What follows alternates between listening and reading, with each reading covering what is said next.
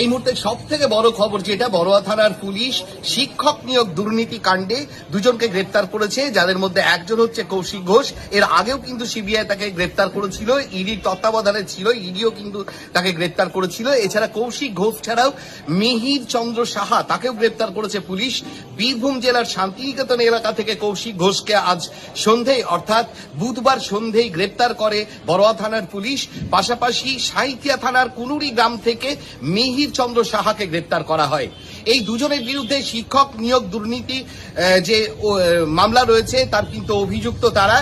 ইতিমধ্যেই গ্রেপ্তার করা হয়েছিল কৌশিক ঘোষকে। আজকে তার এক শাগরেদ মিহির চন্দ্র সাহাকেও গ্রেপ্তার করা হয়েছে। যে অভিযোগ তাদের বিরুদ্ধে রয়েছে সেটা হলো 93,40,40,000 টাকা তারা প্রতারণা করে মোট 6 জনের কাছ থেকে এই টাকাটা তুলেছিল।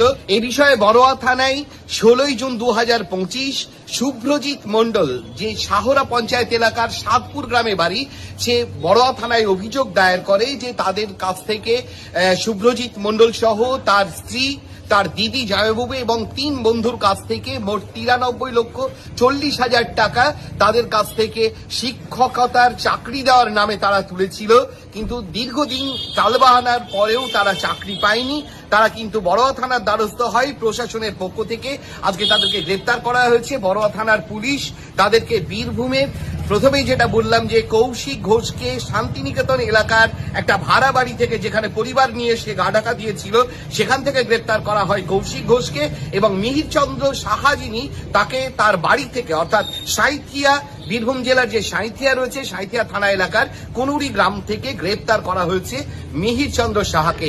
এই মুহূর্তে তাদেরকে বড়ুয়া থানায় নিয়ে আসা হয়েছে। বড়ুয়া থানার পুলিশ তাদেরকে জিজ্ঞাসাবাদ চালাচ্ছে এবং আগামীকাল কান্দি কোর্টে তাদেরকে তোলা হবে। শিক্ষক নিয়োগ দুর্নীতি মামলায় অভিযুক্ত দুজনকে গ্রেপ্তার করল পুলিশ।